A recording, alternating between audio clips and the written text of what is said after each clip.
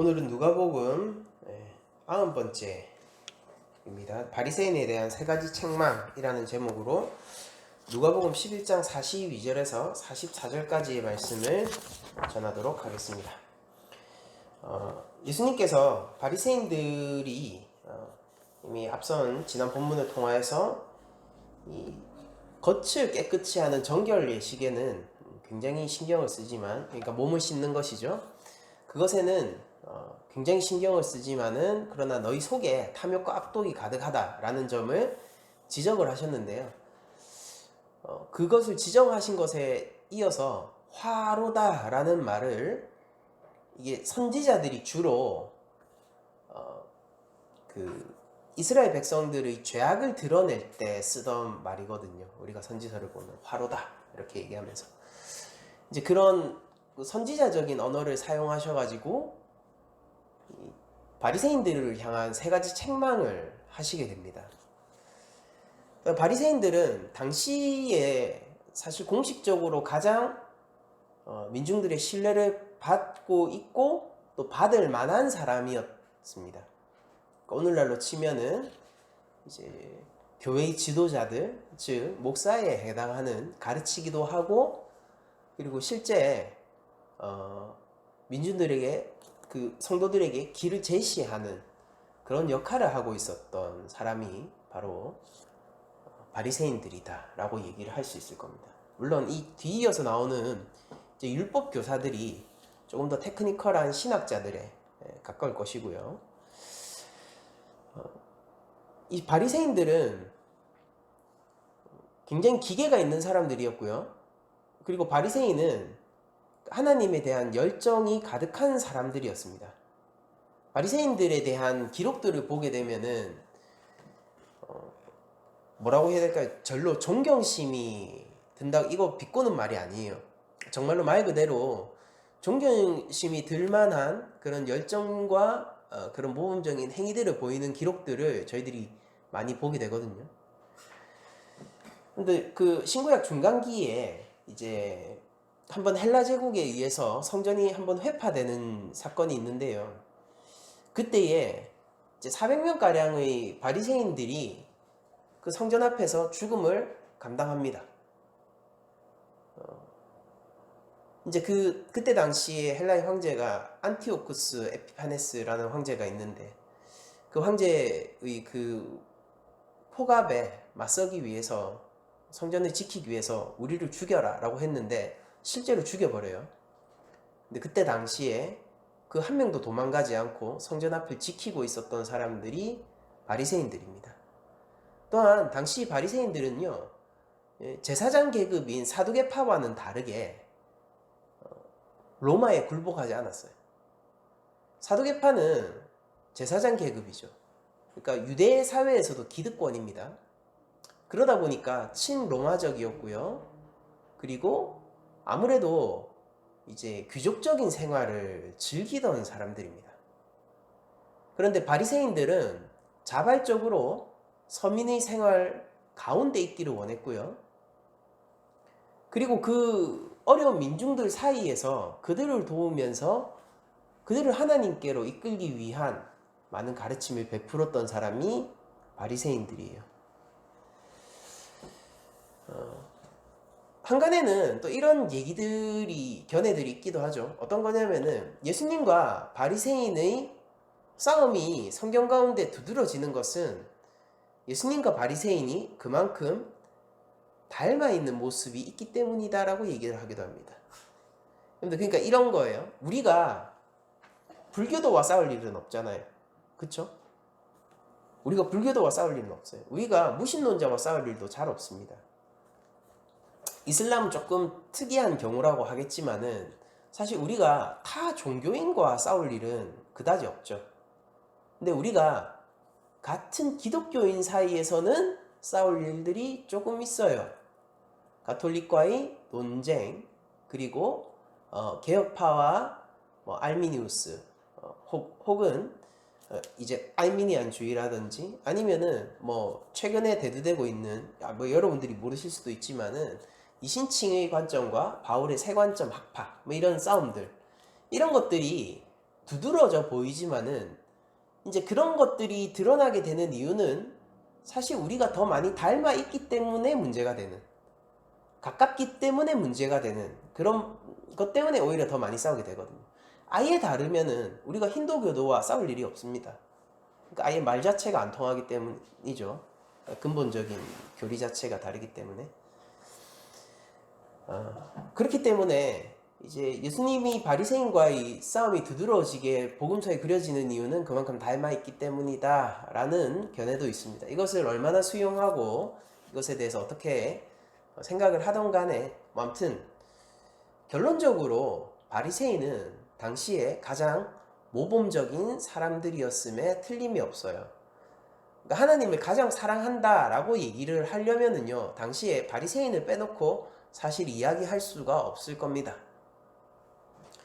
근데 문제는 예수님께서 그 바리새인들을 향한 날카로운 지적을 하셨다라는 거예요. 여기서 드러나는 이 책망은, 화로다라는 말로 시작하는 책망은 우리가 그냥 너 그런 것 좀 고쳤으면 좋겠어 정도의 이야기가 아니고요. 예를 들면 이런 거예요. 우리가 형제 자매들에게 권면을 해줄 때 이러잖아요.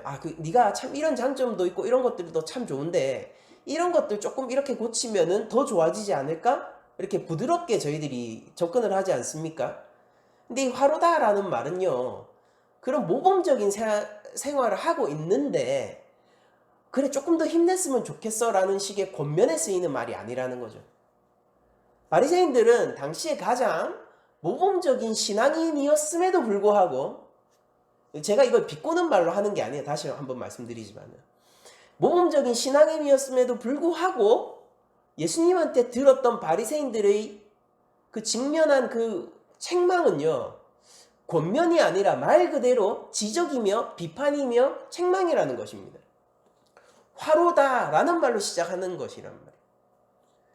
그러니까 옛 선지자들이 이스라엘, 바로 타락한 이스라엘들에게 그들이 회개를 돌이키고 그들이 하나님 앞에서 어떻게 하나님의 말씀을 벗어나 있는가를 말 그대로 직설적으로 책망할 때 쓰던 그 언어를 예수님께서 빌어와서 화로다라고 비판을 하고 있다는 점이죠. 여기서 저희들이 생각해야 될 거는 뭐냐면은, 야, 바리새인 진짜 나쁜 애가 아니라 바리새인마저 그 책망을 피할 수 없다면은 천하에 누가 예수님으로부터 화로다라는 말을 피할 수 있는가라는 지점입니다.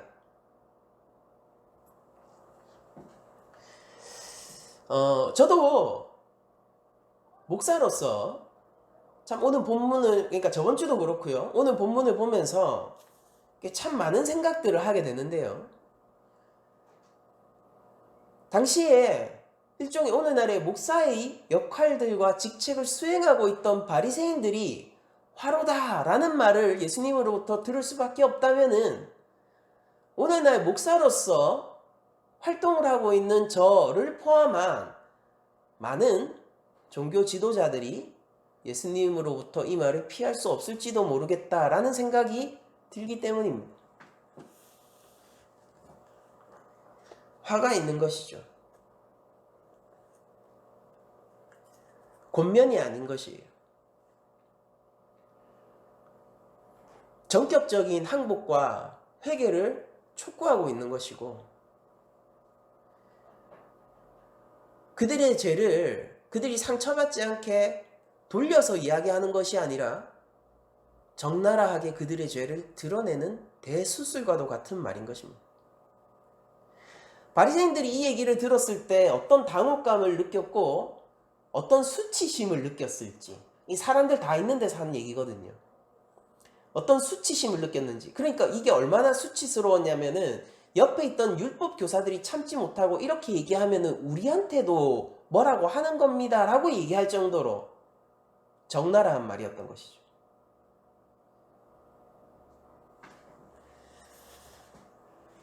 예수님은 비유라는 것을 통하여서 그들이 알아듣기 쉽게, 그리고 뭔가 블랙 유머처럼 말이죠, 폐부를 찌르지만은 그러나 아주 직접적인 형태로 찌르는, 오히려 뭐 비유이기 때문에 더 직접적으로 찌르는 것일 수도 있지만, 아무튼 그런 식으로 이야기를 자주 하시곤 하셨는데, 유독 바리새인과 관련해서는요, 적나라하게 그냥 드러내놓고 얘기를 하셨던 장면들을 저희들이 볼 수 있습니다. 오늘도 그렇고요. 돌려 얘기하지 않으세요. 저는 이런 바리새인들이 당시에 느꼈을 당혹감과 수치심을 어느 정도 공감할 수 있을 것만 같습니다. 왜냐하면 저 역시 목사이기 때문이고, 예수님이 저의 모든 것을 적나라하게 드러내셨을 때 저는 거기에서 가장 부끄러움을 느낄 것만 같기 때문이에요. 예수님은 그것을 아랑곳하지 않으십니다. 저는 오히려 이것이 바리새인을 아끼는 마음일 수도 있겠다라는 생각이 듭니다. 그리고 바리새인의 마음의 굳음이라는 것은 이 정도까지 대수술을 감행하지 않고서는 드러나지 않는 것이구나, 권면하는 정도로는 불가능하구나 라는 것을 또한 느끼는 본문이기도 합니다. 예수님이 첫 번째 화로 책망하신 것은 이것이죠. 너희가 박하와 운향이 전부 다 이제 향신료입니다. 그러니까 그 박하가 우리가 잘 알고 있죠. 우리가 흔히 허브라고 얘기하면 이제 약재료 같은 걸 통칭하는 말이지만, 한국에서 이제 허브는 그 허브 향 나는 그거 있잖아요. 그거예요. 그 채소. 그 식물이죠, 식물. 그거 박하입니다. 그리고 운향도 산미나리 같은 거거든요. 그러니까 노란 꽃이 피고 엄청 향기가 강한 식물입니다.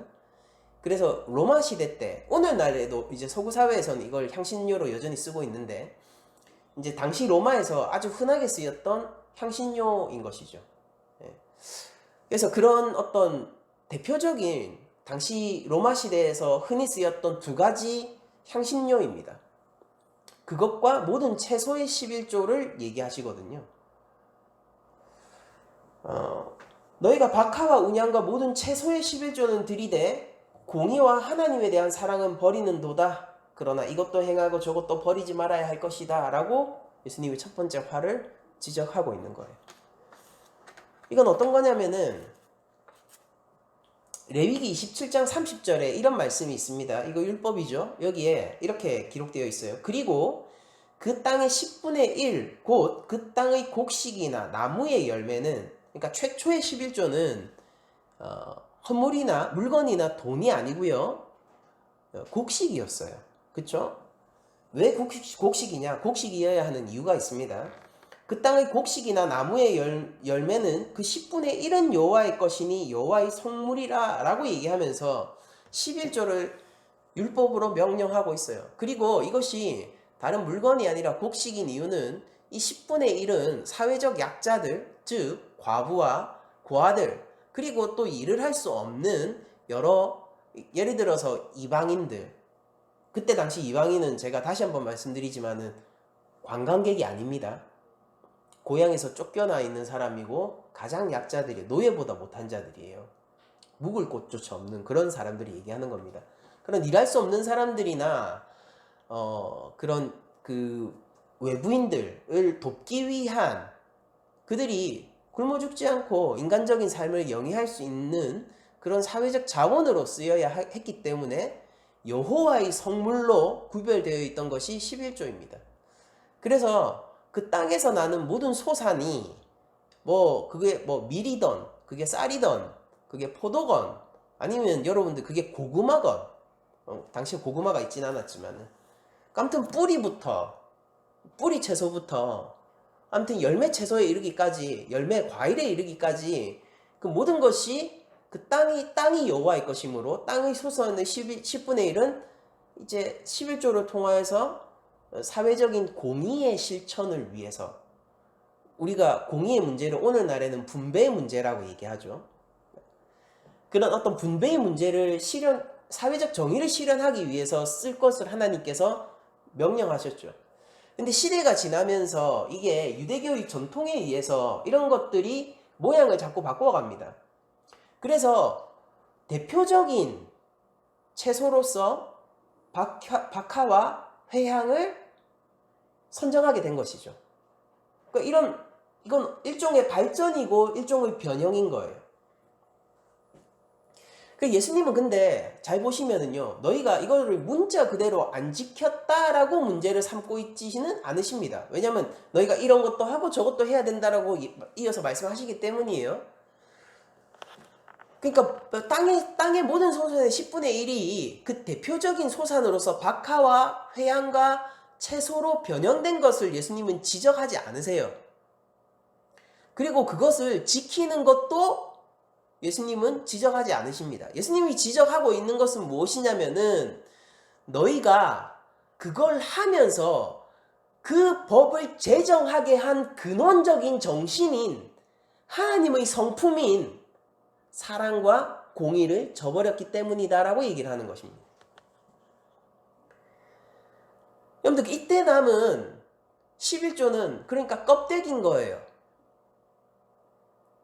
마치 겉은 깨끗하게 하면서 속은 탐욕과 악독이 가득 찬 그 바리새인의 모습 그대로 겉은 더 발전하고 더욱더 시대에 맞게 변형되고 지켜져 왔지만은 그 속에 하나님에 대한 우리의 사랑과 사회적 분배의 문제, 즉 공의의 문제는 빠져버린 껍데기뿐인 11조를 너희들이 하고 있구나. 더 넘어서서 그것을 사람들에게 강요하고 있구나. 이것을 예수님은 문제를 삼으십니다. 11조가 어떤 형태로 그게 현금이 됐던요. 그것이 뭐가 됐던요. 박하가 됐건 운향이 되었건 채소가 됐던 상관없어요. 예수님은 그 시대적 모습에 따라서 그런 것들이 변화되는 것을 개의치 않으십니다. 오히려 그것을 해야 되는 것으로 인식하고 계세요. 근데 문제는 뭐냐면요. 그걸 해서 어떻게 쓰냔 말이에요. 왜 하느냐 말입니다. 최초의 11조는 하나님 형상에 대한 하나님의 관심으로부터 비롯되었습니다. 하나님 형상이 하나님 형상으로서의 최소한의 존엄성을 지키지 못하거나 그저 먹고 그 최소한의 생물학적인 생명을 유지하는 것에조차도 위협을 받게 되는 것을 하나님은 이스라엘 진영 내에 허락하지 않으셨기 때문에 그 최초의 11조가 제정되었던 것이. 그래서 여호와의 성물이라고 기록되어 있던 11조는요. 누구의 몫이었냐면요. 하나님의 관심과 뜻에 따라 과부와 고아의 것이었습니다.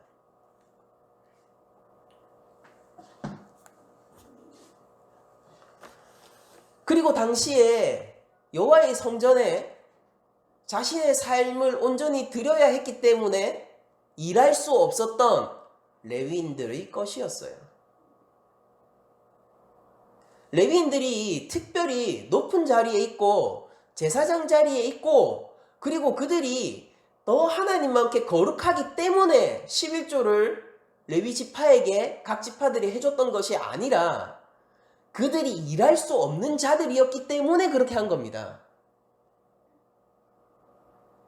11조는 하나님의 형상들이 최소한 그들의 기본적인 삶이 침해받지 않도록 제정되어 있었던 하나님 공의의 실천이었단 말이에요. 근데 당시에 이 바리새인들은 11조를 가지고 이렇게 행했던 것이죠. 너는 하나님의 성물을 받을 자격이 있어 없어를 나누고 있었던 것이죠. 야, 너 같은 창기는 이 여호와의 11조를 받을 자격이 없어. 너같이 도둑질하는 고아는 여호와의 11조를 받을 자격이 없어.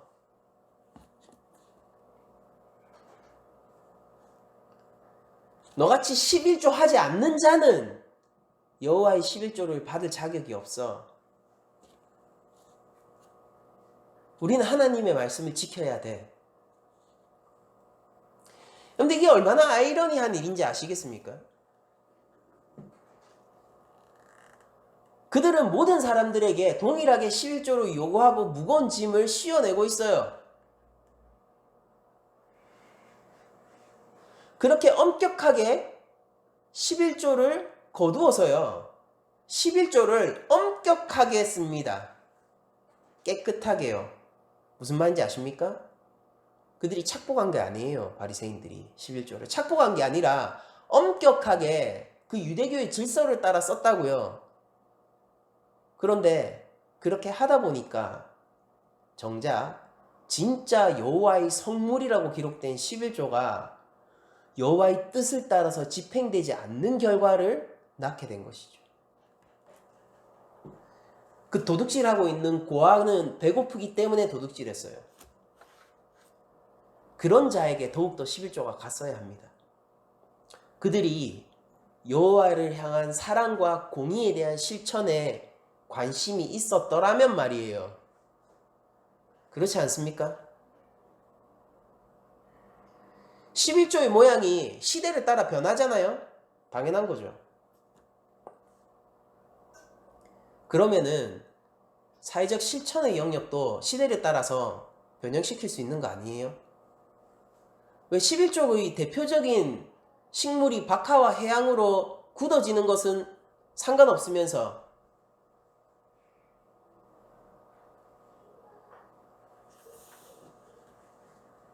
다른 것들은 변하지 않아야 된다라고 주장을 하는 것입니까? 심지어 그런 것들은 처음에 하나님의 말씀에 기록되어 있던 것도 아닌데 말이에요.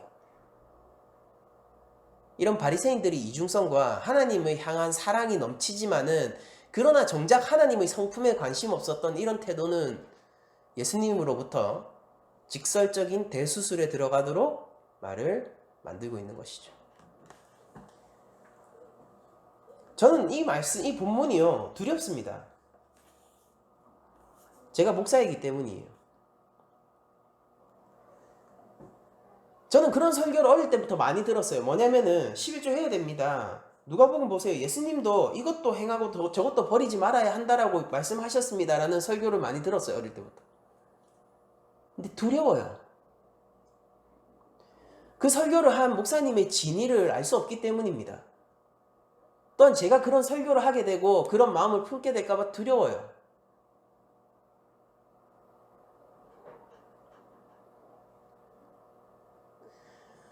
그런 설교를 했던 목사님들의 마음속에 정작 이 본문이 강조하는 것은 여호와의 사랑과 하나님에 대한 우리의 사랑과 공의의 실천인데 정작 그런 설교를 했던 목사님의 마음에는 그 돈에 대한 사랑이 더 있지 않을까라는 두려움이 있어요. 그래서 그래 공의와 사랑도 좋지만 11조를 해야 되지 않느냐라는 뉘앙스가 아닐까라는 두려움이 있습니다.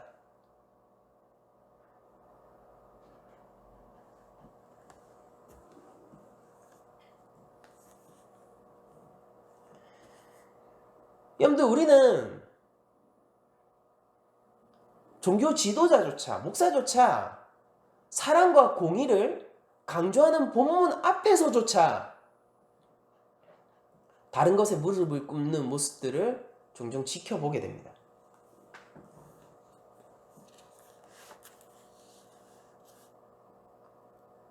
우리에게 하나님을 향한 사랑과 공의가 있다면은 그것은 어떤 형태로든지 표출이 될 거예요. 그쵸? 그러나 더 중요한 것이 있고 더 우선돼야 되는 것이 있는 것도 사실입니다.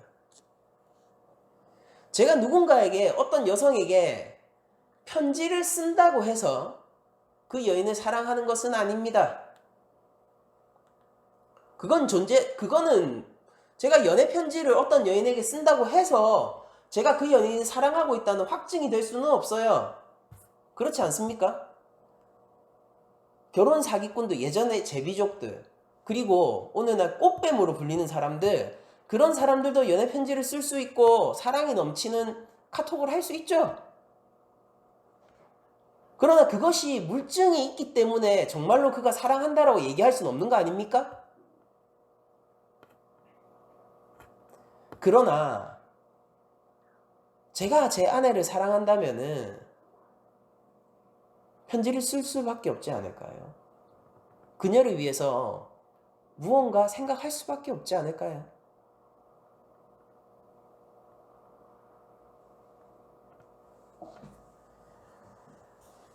무엇이 우선이냐는 것이죠. 무엇이 하나님 앞에서 먼저 필요한 것이냐라는 것입니다.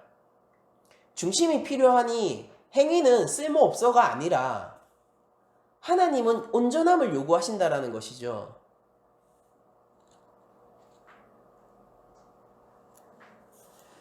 우리가 만일 이런 생각을 해보죠. 하나님의 사랑과 공의를 가르치고 실천하기보다 바리새인들은 전통적 행위와 그냥 정결 공의 하나님의 의 이런 것들을 외치기에 급급했지 않습니까? 그리고 자기들이 잘하고 있는 것을 지키려고만 했잖아요. 편지 써. 사랑한다는 말을 그 안에 넣어. 너가 사랑한다는 말이 이 편지 한 본문 안에 5번도 들어가지 않았는데 네가 진짜 사랑하고 있는 거 맞아? 윽박지르는 것이죠.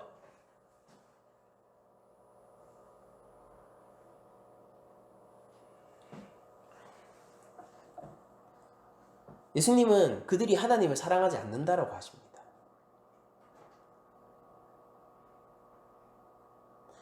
이것 때 우리 유대교의 재산 가운데서 10분의 1 때 약한 자들을 위해서 써. 나 일주일에 2번 금식해. 이게 실제로 그들이 2번 금식했어요. 이 2번 금식하면서 이틀을 금식하면서 일주일에 이틀을 금식하면서 모아둔 이 돈 과부들을 위해서 나눠줘. 그러나 너는 안 돼. 그러나 너도 안 돼. 너 어제 배고파서 도둑질했니? 너 삶이 힘들어서 몸을 팔았니? 너는 안 될 것 같아. 예수님은 그들이 하나님의 공의에 전혀 관심이 없다라고 얘기를 하고 계십니다. 깨끗한 재정 운영이 무엇입니까?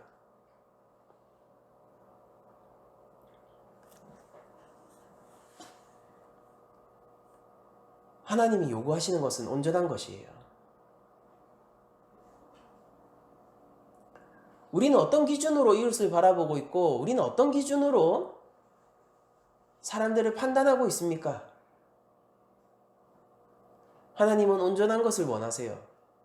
하나님은 박하와 회양의 11조를 요구하시면서 동시에 하나님의 향한 사랑과 공의도 요구하십니다.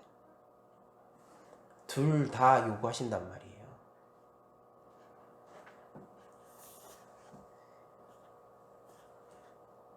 바리새인들이 이 앞에서 느꼈을 당혹감과 그들 스스로도 눈치 못 채고 있었던 그들의 이중적인 신앙행위를 예수님 앞에서 들켰을 때 어떤 마음이었을까? 저는 목사로서 두렵습니다. 오싹하거든요. 그러나 예수님이 우리 개인에게 있어서도 동일한 형태로 일을 하신다면은 여러분들도 두려워하셔야 할 겁니다. 오싹하셔야 할 거예요. 그땐 더 이상 화로다라는 경고가 나와 떨어져 있는 것이 아니기 때문이에요. 예수님은 두 번째 지적을 하십니다. 두 번째는 그들의 교만함을 지적하시고 계세요. 화 있을진저 너희 바리새인이여, 너희가 회당의 높은 자리와 시장에서 문안받는 것을 기뻐하는도다 라고 얘기합니다. 여러분들, 회당이라고 얘기하는 것은요, 하나님의 말씀이 언제나 울려 퍼지는 곳 아닙니까? 거기에서 높은 자리에 서 있다는 것은 무엇입니까? 거기에서 가르치는 직책을 공식적으로 부여받은 사람이란 뜻이에요. 제가 지금 단상에 있고 설교대 위에 있습니다. 저는 이 두 번째 화를 지금 설교하고 있는 것이 두려워요. 말 그대로 좀 오싹오싹거린다고요. 왜냐면은 여기 있는 것을 즐거워하는 바리새인들에 대한 경고가 저와 전혀 무관하지 않기 때문이에요. 직접적으로 저를 향한 경고일 수 있기 때문입니다. 회당의 높은 자리를 좋아해요. 거기에서 율법을 전하죠. 하나님의 마음과 뜻을 전하고 있습니다. 그것을 즐거워한대요. 즐거워하는 것이 왜 문제가 있습니까? 그리고 시장에서 문안받는 것을 기뻐한답니다. 그게 왜 문제가 있어요? 오히려 바리새인들처럼, 아니 사두개인들처럼, 제사장들처럼 자기들끼리 로얄 패밀리 생활을 하는 것보다 시장 안에 들어가서 그들과 함께 호흡하고 그 사람들 옆에서 그들의 삶을 지켜보고 있는 그것을 기뻐하는 것을 예수님은 왜 책망하는 것입니까? 그게 뭐 잘못된 게 있는 거예요? 근데 예수님은 그것을 싫어하신다고요. 왜 그러냐? 거기에서 그들이 높음을 즐기고 있기 때문이에요. 그들은 사두개인이나 제사장들처럼 로얄 패밀리 생활을 하고 있지 않지만은 정신적으로 그들의 마음을 같이 공유하고 있는 자들이기 때문입니다. 시장에서 랍비들에게 인사를 할 때는요, 그들을 향한 존경의 마음을 담아서 인사하는 것이 공식적인 인사 행위였어요. 존경하는 선생님, 사랑하는 선생님, 높으신 선생님, 이런 직책들을 공식적으로 인사를 했어야 된다고요. 그거를 즐거워한다는 것입니다. 회당에서 말씀을 전하는 것에 문제가 있는 것이 아니라 높은 자리를 차지하고 있는 것을, 높은 자리라는 것이 뭔지 아세요? 내가 선생으로서 가르치잖아요? 그럼 다른 사람들은 앉아서 들어야 된다고요. 그게 높은 자리입니다. 이거 가르치는 행위를 얘기하는 거예요. 네가 그래 다른 사람들을 가르치는 것을 즐거워하지. 다른 사람보다 더 높은 위치에서 하나님 말씀을 네가 마치 거머쥐고 있는 듯한 그런 행위는 즐거워하지. 네가 인사받으면서 존경하옵는, 사랑하는, 높으신 이런 얘기 듣는 것은 즐거워하지. 네가 좋아하는 것은 무엇이냐? 하나님의 말씀을 좋아하는 것이냐? 아니면 하나님의 말씀을 붙들므로 인해서 다른 사람들에게 존경을 받는 것을 좋아하는 것이냐? 네가 이 사람들을 위하여서 헌신하는 것에, 그들을 말씀으로 섬기는 것에 관심이 있느냐? 아니면 하나님의 말씀을 무기 삼아서 이것을 마치 곤봉 삼아서 그들을 위협하고 그들로부터 존경하느니란 말을 듣는 것에 더 관심이 있느냐? 여러분들 두렵습니다. 저에게도 이런 교만이 있기 때문이에요. 저에게도 이런 교만이 있기 때문입니다.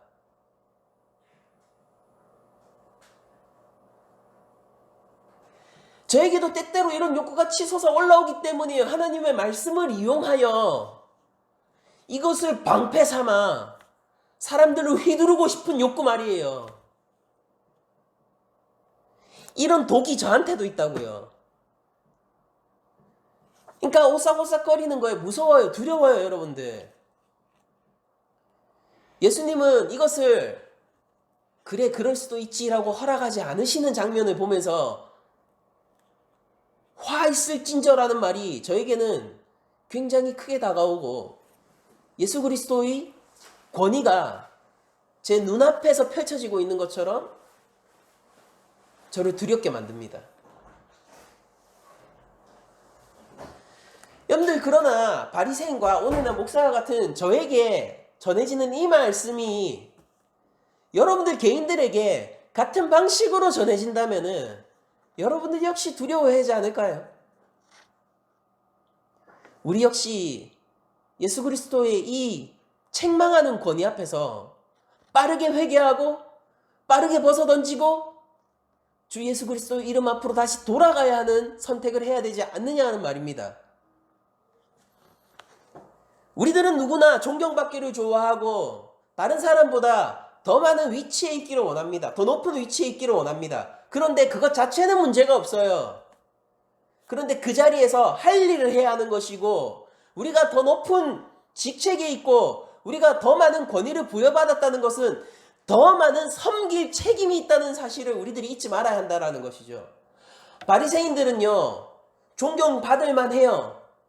하나님 나라는 권위와 질서가 있기 때문에 그 질서가 무너지는 것을 그 누구도 동의하지 않을 거예요. 예수님도 동의하지 않으십니다.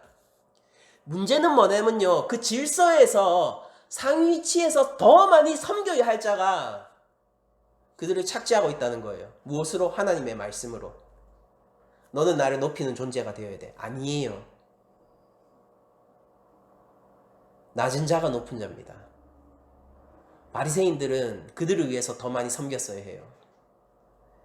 바리새인들은 하나님의 말씀을 최전방에서, 정말 말 그대로입니다, 최전방에서 짊어지고 있었던 자인 것처럼 오늘날의 설교자들이에요. 그랬던 것처럼 회당 가운데서 하나님을 향한 사랑과 공의의 실천에 더 많은 관심을 가지고 있었어야 해요. 그것을 위하여서 존경이 훼손당할 각오를 했었어야 해요. 왜냐하면 그들은 질서상 높은 위치에 있었기 때문입니다.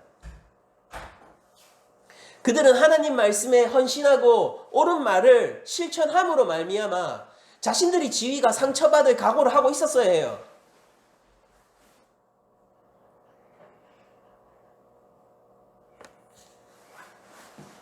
여러분들, 그리스도인들은 예수 그리스도를 따라가는 것이 목적입니다. 그리고 예수님은요, 그렇게 살면은 반드시 고난이 있을 수밖에 없다라고 얘기를 합니다. 우리들은 각오를 해야 돼요. 우리가 그리스도의 권세에 참여한 자이고 우리가 하나님의 자녀의 권세를 가지고 있다면요, 여러분들 그러므로 각오를 해야 합니다. 우리에게는 더 많은 책임이 있어요. 더 많은 권세가 있으므로, 더 많이 섬길 권세가 있으므로 더 많은 사랑의 책임이 있습니다. 우리가 하나님의 자녀이므로 우리들은 하나님의 자녀가 아니다라고 이끌음 받을 만한 행위에도 물러서지 않을 만한 각오를 해야 되는 것입니다. 여러분들, 우리는 인사받기를 좋아하는 자가 되어서는 안 돼요. 그 인사를 잃지 않기 위해서 어떤 선택을 해야 된다라고 강압적으로 생각하는 자들이 되어서는 안 됩니다. 바리새인들의 극한적인 삶은요, 사람들로부터 존경을 자아나게 했을 거예요. 결코 죄인의 혐의가 있는 사람들과, 죄인도 아니에요, 죄인의 혐의가 있어 보이는 사람과 결코 식사를 하지 않는, 차라리 굶겠다라고 결기 있게 살아가는 그 모습은요, 사람들의 존경을 받기에 합당했을 겁니다. 그러면 여기에 앉아가지고 사마리아 사람이 식사를 했습니까? 라고 물어보면서 그 의자에 절대 앉지 않고 거기서 먹을 수 없다면은 차라리 나가 한 끼를 굶어서 그것으로, 그 식사값으로 이웃을 돕는 바리새인의 결기 있는 모습을 보면서 사람들은 그 바리새인이 얼마나 존경받기에 합당한지 찬양에 맞지 않았을 것입니다. 저라도 그렇게 했을 것 같아요. 그리고 바리새인은요, 그 사람들의 존경을 잃지 않기 위해서 더욱더 열심히 구별하고 더욱더 열심히 율법을 지켰습니다. 여러분들 잘 생각해 보세요. 우리 안에 이런 모습은 없습니까? 우리가 우선시해야 하는 것이 무엇입니까?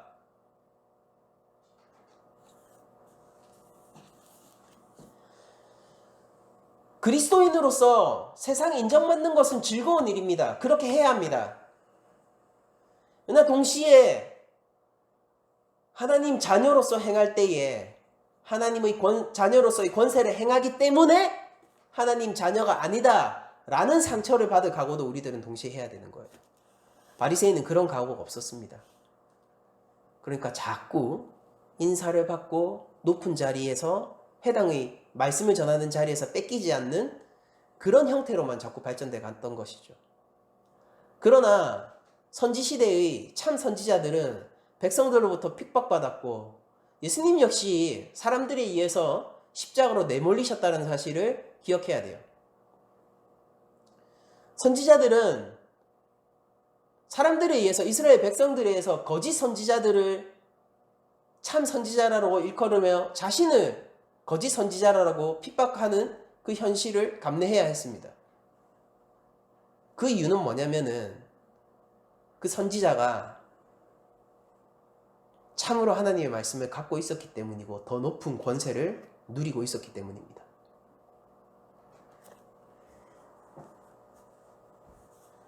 여러분들 두려워하세요. 나에게 권세가 사라지는 것을 두려워하십시오. 여러분들 바리새인들처럼 동일하게 여러분들 가운데 두려움이 있으셨으면 좋겠어요. 내가 죄인의 자락으로 떨어지지 않고 내가 정결해서 부정으로 넘어가는 그 순간들을 여러분들 두려워하십시오. 그렇기 때문에 상처받을 각오를 하시고 고난받을 각오를 하시고 참 하나님의 권세와 하나님을 향한 사랑과 공의의 실천에 관심을 두십시오. 세 번째 경고는 이것입니다. 화 있을진저 너희여 너희는 평토장한 무덤 같아서 그 위를 밟는 사람이 알지 못하느니라. 여기서 예수님은 더 이상 바리새인이라고 부르지 않고 너희여 라고 얘기하면서 마치 그 자리에 있는 모든 종교 지도자들을 저격하시는 것처럼 얘기하십니다. 당연히 이러니까 다음 주 저희들이 본문을 보겠지만은 그 율법 교사들이 발끈을 한 이유가 당연하지 않겠습니까? 너희여 너희는 평토장한 무덤 같다. 여러분들 마태복음에서는 이게 조금 다른 표현이 되어 있죠. 평행본문이지만 마태복음에서는 회칠한 무덤이라는 말을 하십니다. 그래서 회칠한 무덤과 평토장한 무덤은 동일하게 무덤으로서 죽음의 이미지를 가지고 있지만은 사실은 좀 다른 이미지예요. 예수님이 무엇이 정말로 예수님이 이 자리에서 한 얘기인가에 대해서는 잘 모릅니다. 저희들이. 어쨌든 간에 다른 두 이미지가 성경에는 제시되고 있고 이 두 이미지 모두 바리새인에게 적합한 이미지겠죠. 아무튼 마태복음에 나오는 회칠한 무덤은 그 바리새인의 겉과 속이 다르다는 점을 강렬하게 묘사하고 있죠. 예. 그러나 오늘 저희가 누가복음 본문이기 때문에 누가복음 본문을 저희들이 보자면은 누가복음은 그들이 바리새인들이요 그뿐 아니라 그 모든 하나님의 율법을 가지고 있다라는 그 종교 지도자들이 사람들의 스승이자 종교 지도자 역할에 있기 때문에 악영향을 미치고 있음을 지적하고 계세요. 무덤의 이미지를 활용해서 굉장히 강렬하게. 여기에서 바리새인들은요 그리고 또한 율법 교사들은요 자신들의 정체성 전체가 부정되는 경험을 했을 거예요. 왜냐하면 제가 이 본문을 읽으면서 그런 것들을 느끼고 있기 때문이에요. 예수님이 저에게 만약에 목사인 저에게 네가 평토장한 무덤이다 라고 얘기를 듣는다라고 상상을 해보잖아요. 바리새인이 저랑 비슷한 위치였으니까요. 당시에 제가 예수님으로부터 이 책망을 듣게 된다면요 저는 그냥 아무것도 아닌 것처럼 느껴질 것만 같습니다. 이 본문 앞에 섰을 때 실제 그런 감각을 가졌었고요. 아무것도 아닌 거예요. 제가 해왔던 건요 예수님께서 이렇게 얘기하시는 겁니다. 무가치해. 개척하고 5년이죠. 5년 세월 무가치해. 단순히 무익할 뿐만 아니라 아주 악한 영향을 끼치고 있었구나.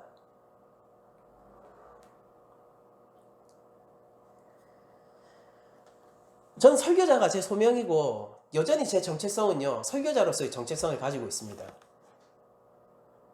여러분들 제가 헌신한 세월, 제가 설교자가 되기 위해서 감내해야 됐었던 삶의 값들, 개척을 하기 위해서 결단해야 했던 순간들, 또한 개척을 했기 때문에 감내해야 되는 여전히 지불하고 있는 삶의 값들, 이런 것들이 모두 악하게 되는 거예요. 단순히 무익한 게 아니에요. 바리새인들은 도대체 어떤 마음이었을까? 여러분들 진짜 두려워요. 저는 오늘 본문이. 목사로서 특히.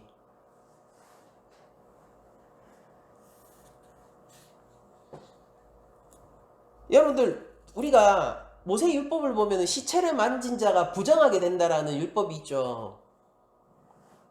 그게 시대를 거쳐서 발전하게 되면서 원래 이렇게 시대를 따라서 발전하고 변형되는 건 자연스러운 것입니다. 발전하게 되면서 나중에 어떻게까지 됐냐면요. 이거를 더 단단하게 지키기 위해서 무덤을 만지는 것도 부정하다라고 예수님 당시에는 사람들이 생각하고 있었습니다. 그래서 이 사람들이 뭘 가르치고 있었던 사람이냐면요. 대중들에게 무덤을 만지지 마세요. 부정해집니다를 가르치고 있었던 사람들입니다. 왜 그런지 아세요? 하나님 말씀의 말이죠. 시체를 만진 자는 부정해지지 않습니까? 그 흙이 혹시라도 시체에 닿았다가 다 있었던 흙이면 어떡할 겁니까? 이제 논쟁하는 거예요. 그럼 이 흙은 며칠이 지나면 정결해지는가? 일주일입니까? 40일입니까? 7년입니까? 혹은 49년입니까? 여러분들 우리들은 이 사람들이 얼마나 하나님의 말씀을 지키려고 열심을 다했는지에 대한 그 열심을 인정해 줘야 돼요. 그 열심을 인정합시다. 근데 여러분들 열심으로 충분치 않아요. 열심은 때때로 우리를 파멸시킵니다. 열심은 정당한 자리에 있을 때만 옳게 작용하는 것입니다. 불법도 열심을 행합니다. 잘못된 자리에 놓인 열심은요, 파괴하는 힘을 더 크게 만들 뿐이에요. 사기치려는 사람들은 주도 면밀하게 계획을 세우고 그 일을 위하여서 아주 시간과 노력을 다하여 헌신합니다. 그 열심이 한 사람의 삶을 망치는 거예요. 바리새인들의 하나님의 말씀을 향한 열심은 우리가 인정할 만하죠. 시체 만지지 말라고 했는데 무덤까지 만지면 안 되게 발전시켰으니까. 그러나 그 잘못된 열심은 사람들을 잘못된 길로 이끌게 합니다. 평토장한 무덤이 무서운 것이 무엇입니까? 무덤의 표시가 없어요. 그러니까 바리새인들의 가르침에 따르면 예수님이 이거 바리새인의 가르침을 그대로 돌려주는 거죠. 바리새인의 가르침에 따르면은 그 무덤 위에 서 있으면은 부정하게 되는 건데 이거는 평평한 무덤이니까 무덤의 표시조차 없으니까 거기 길인 줄 알고 서 있는다라는 거예요, 사람들이. 그런데 네 가르침에 따르면 뭐냐? 그 사람들 전부 다 부정한 거 아니냐? 근데 네가 평토장한 무덤이면은 길 행세를 하고 있지만은 사실은 뭐라는 겁니까? 다른 사람들을 전부 부정의 길, 죽음의 길, 사망의 길로 이끌고 있는 거 아니냐? 오늘날로 치면은 이런 말이겠죠. 죽으려면 혼자 죽어 라는 거겠죠. 죽으려면 혼자 죽지.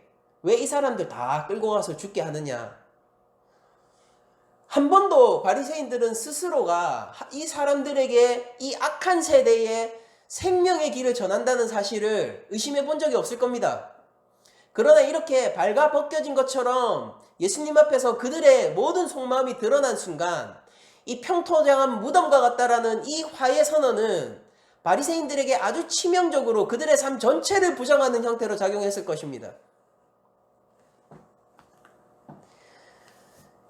여러분들 바리새인들은 하나님을 향한 사랑과 공의를 가르치고 실천하기를 요구하기보다 그것을 말로만 전할 뿐 정작 그 사람들을 전통적인 행위에 묶어두고 진짜 하나님의 사랑과 공의가 필요한 사람들로부터 그들을 분리해 나가고 있었던 거예요.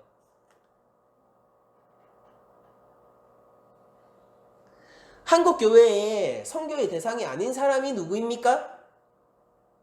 한국 교회의 도움의 대상이 아닌 하나님의 형상들은 누구예요? 복음이 이성애자에게는 필요하고 동성애자에게는 필요 없습니까? 동성애가 죄가 아니다라는 것을 얘기하는 게 아니에요. 복음이 동성애자에게는 필요 없는 것이냐고요.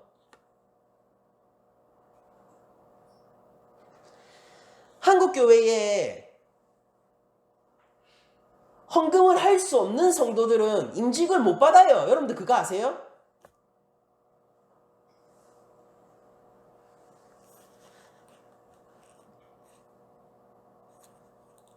교회에 필요한 사람이 누구입니까?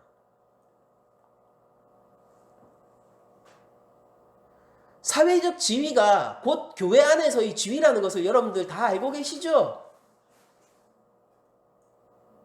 사회에서 의사로서의 지위를 가지고 있는 사람은요, 교회에서도 높은 자리를 차지하고 있어요. 여러분들 그거 아십니까? 사회에서 국회의원이면요, 교회에서도 의원이에요. 여러분들 그거 아십니까?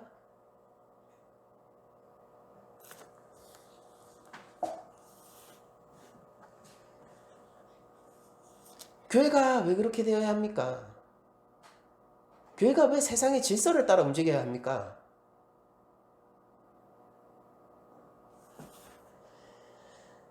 여러분들 만약에 우리 목사들이요, 제가 예수님을 향한 믿음보다 꼬박꼬박 이루어지는 새벽 기도를 가르쳐야 한다면은 제가 바리새인과 다른 것이 무엇입니까? 이웃을 향한 사랑보다 교회에 꼬박꼬박 헌금을 낼 것을 제가 가르치게 된다면은 그럼 제가 바리새인과 다를 것이 무엇이겠습니까? 새벽 기도의 중요성을 부정하는 것이 아니에요. 헌금의 중요성을 부정하는 것이 아닙니다. 우리가 그것을 하는 이유는 하나님을 향한 사랑과 공의의 실천 때문에 하는 거예요. 여러분들 제가 교회 부흥을 얘기하면서 복음이 필요한 영혼들에 대한 관심이 없다면은 여러분들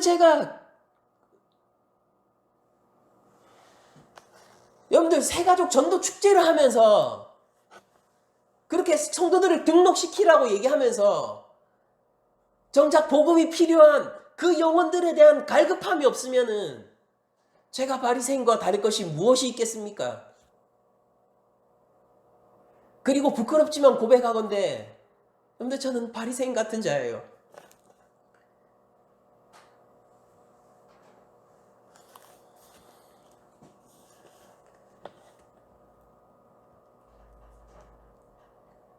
예수님으로부터 화로다라는 말을 피할 수 없다고요. 저는 하나님의 두려움을 알고 있습니다. 여러분들 하나님을 경외해야 돼요. 우리가 성경의 본질적인 가르침으로 돌아가야 합니다. 우리는 하나님의 공의를 만족하는데 관심을 가져야 합니다. 하나님은 11조를 하나님의 형상들을 위하여서 제정하셨습니다. 우리가 사람의 영혼에 관심이 없다면 우리는 아무것도 아니에요. 하나님을 사랑하는 것은 우리를 인간다운 삶으로 이끌어갑니다. 하나님을 사랑하고 하나님의 관계의 개선만이 우리를 참 자유함으로 이끌게 합니다. 근데 여러분들 우리가 사람들로부터 달라졌대, 너 진짜 달라진 것 같아, 예수 믿더니 좋아진 것 같아 라는 말을 기뻐하고 그런 삶을 제공하신 하나님에게 관심이 점점 멀어져 간다면, 야 예수 믿었더니 새벽 기도도 했더니 매일매일 아침에 일어나는 습관을 가지게 돼서 좋아, 그것에 관심을 가지면서 정작 하나님과의 만남에 소홀하게 된다면은 그 건강해진 삶이 우리를 파괴할 거예요.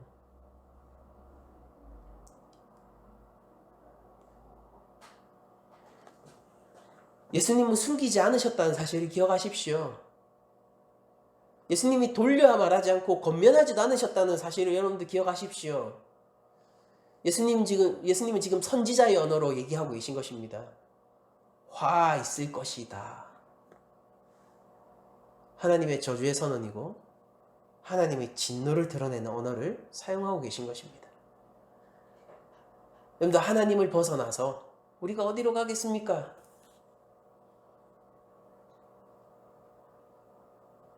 우리가 하나님을 벗어나서 무엇이 가치 있겠습니까? 전도서의 말을 따라서 여러분들 이 땅 위에 새 것이 무엇입니까? 헛된 것들 사이에서 우리가 무엇을 가치로 여기고 무엇을 찾아 헤매이고 있습니까? 전도서의 저자는 이렇게 얘기하죠. 그러니 젊을 때 여호와를 경외하라. 낮은 자리 교회 5년의 개척 세월이 하나님을 떠나 있다면은 이것이 무엇이겠습니까? 여러분들의 삶의 헌신들이 여러분들이 예수를 믿어야 했기 때문에 지불했던 그 값들이 정작 하나님의 사랑과 공의에서 벗어나 있다면은 그 세월들은 무엇이겠습니까? 무익할 뿐 아니라 악한 것입니다. 저는 이것이 목사로서 저를 향한 하나님의 사랑의 가르침이라고 저는 믿습니다. 이 말씀이 우리 교회를 사랑하신 우리 구주의 말씀이라고 저는 믿습니다. 우리가 속히 회개하고 돌아갑시다. 우리의 자랑과 우리의 의를 버리고 예수 그리스도에 대한 믿음으로 돌아갑시다. 우리가 무엇을 했다라고 자랑하는 것이 아니라 우리가 하나님을 사랑하는 것을 자랑합시다. 바울을 따라 우리의 연약함을 자랑하고 우리 속에 계신 예수 그리스도를 자랑합시다. 그게 낮은 자리 교회가 되었으면 좋겠습니다. 저는 이 화해 선언을, 이 세 가지 화해 선언을 피할 수 없는 자입니다. 그러나 여러분들, 그것을 알고 있기 때문에 저는 희망이 있습니다. 이 선언 가운데서 피난처를 알고 있기 때문에 저는 복된 자입니다. 여러분 역시 마찬가지입니다. 우리가 그리스도의 십자가 보혈에 우리의 삶을 의존합시다.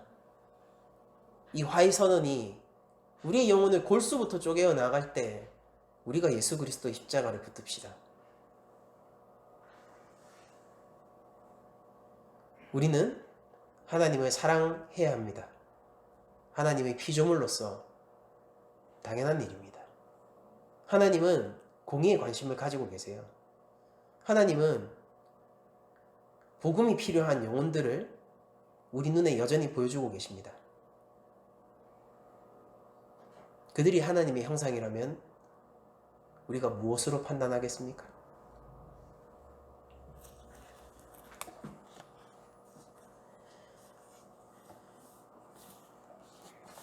우리가 외식하고 가식하며 하나님의 말씀을 들고 사람들을 협박하는 순간 우리는 평토장한 무덤이 될 것이고, 그들이 우리에게 탐복하면 탐복하고 우리를 따라오면 따라올수록 우리는 그들을 사망의 길로 이끄는 사람들이 될 것입니다. 그렇게 될 바에는 차라리 어리석다라는 말을 선택합시다. 그렇게 될 바에는 차라리 거부당하는 길을 차라리 선택합시다.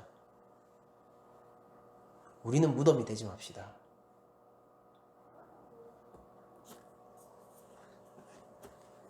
낮은 자리 교회가 하나님의 거룩한 성전이 되기를 원합니다. 여러분들 한 분 한 분이 성령의 거룩한 전이시기를 기도합니다. 한 주간 여러분들 살아가시면서 우리가 빠르게 회개할 수 있고, 또한 참으로 하나님께 관심을 가져서 하나님을 사랑하고 그 하나님을 향한 사랑을 통하여서 이웃을 사랑할 수 있는 참 예수 그리스도의 제자가 될 수 있기를 소망하면서, 또 실제 그렇게 살기를 축원하면서 모든 말씀을 마치도록 하겠습니다. 한 주간 주께서 여러분과 함께 하실 것입니다.